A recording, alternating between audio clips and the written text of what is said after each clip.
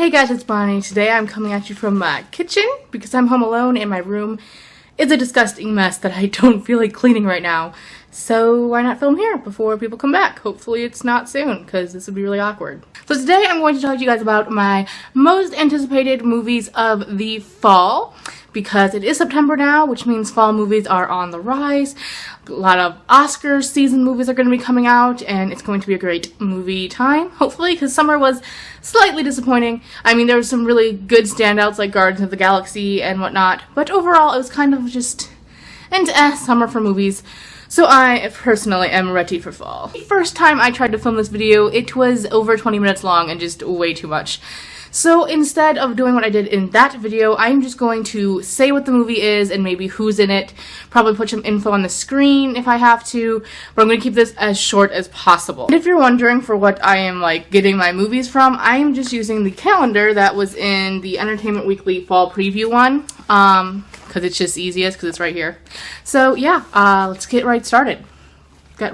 Whatever. The order is just by release date, not by favorite to least favorite, because I wouldn't even be able to do that. Okay, now let's get started. Before I Go to Sleep, starring Nicole Kidman and Colin Firth. The Disappearance of Eleanor Rigby, Jessica Chastain and James McAvoy? How do you say that guy's name? The really hot one from X-Men. No Good Deed, starring Taraji P. Henson and Idris Elba. I think this is a horror movie, and I normally don't like horror movies, but I don't know, this one seems really interesting, and I love Idris Elba. He's bae, so. Maze Runner, obviously based off the book, starring Dylan O'Brien. Obviously, I'm going to be excited for that because I read the book and the movie looks even better than the book. This Is Where I Leave You, starring Jason Bateman, Tina Fey, and Jane Fonda. I'm actually reading the book that this movie is based on right now, and the book is okay so far, but I think the movie looks really good, and I love Tina Fey. The Equalizer, starring Denzel Washington and I believe Chloe Grace Moretz. Maps to the Stars, starring Julianne Moore, Mia Wasikowska, I can't say her last name, and Robert Pattinson. Gone Girl, starring Ben Affleck, Rosamund Pike, and Tyler Perry. Another one that is based on a book, although I haven't read Gone Girl yet, but I will before the movie comes out. Alexander and the Terrible, Horrible, No Good, Very Bad Day, starring Steve Carell and Jennifer Garner. I know this is more of a children's movie, and you might be thinking that it's a little odd on this list, but trust me, I saw the trailer when I was seeing a different movie. I can't remember which movie, but I was seeing some movie and I saw the trailer for that, and it looked so funny and so good, so I'm really excited for it. The Judge, starring Robert Downey Jr. and Robert Duvall. Birdman, starring Michael Keaton and Edward Norton. The Book of Life, starring Zoe Saldana, Channing Tatum, and Diego Luna. Dracula Untold, starring Luke Evans, Dominic Cooper, and Sarah Gadon. Normally this wouldn't be a movie that I really like either, but I saw the trailer for this movie and it looks amazing. So if you are questioning the title like I would, definitely check out the trailer. It looks so good. Nightcrawler, starring Jake Gyllenhaal, Rene Russo, and Bill Paxton. St. Vincent, starring Bill Murray, Melissa McCarthy, and Naomi Watts. Horn, starring Daniel Radcliffe and Juno Temple. Men, Women, and Children, starring Adam Sandler, Ansel Elgort, and Judy Greer. This is another one that I haven't really heard much about, but I did watch the trailer and it looks absolutely fantastic, so highly suggest you go check out that trailer. Big Hero 6, starring Scott Adis and Maya Rudolph. It is an animated movie that looks freaking fantastic. I think it's based on Marvel, and it's just an animated superhero movie that's gonna be awesome. The Homesman, starring Tommy Lee Jones, Hilary Swank, and Meryl Streep. I don't know what this is about, but that cast sounds amazing, so I'm already excited for it. Interstellar, starring Matthew McConaughey, Anne Hathaway, and Jessica Chastain. Looks fantastic. Christopher Nolan's directing it. Gonna be great. A Merry Frickin' Christmas, starring Joel McHale, who I love from Community, Lauren Graham, and Robin Williams. One of his last movies. Rest in peace, Robin. It's gonna be sad just seeing him. I mean, the movie's probably gonna be funny, but yeah. Dumb and Dumber 2, starring Jeff Bridges, Jim Carrey, and Kathleen Turner, because, come on. Foxcatcher, starring Steve Carell, Mark Ruffalo, and Channing Tatum. I am so excited for this movie. I've heard so much good things, very big Oscar buzz. Steve Carell might get his first Oscar for this movie, people are saying.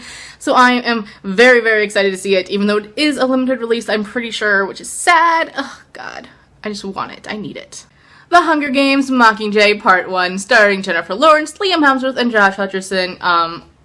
Obviously, that was going to make this list. Probably my most anticipated movie of this year. Yeah, gonna be great. The Imitation Game, starring Benedict Cumberbatch, our resident alien, and Keira Knightley.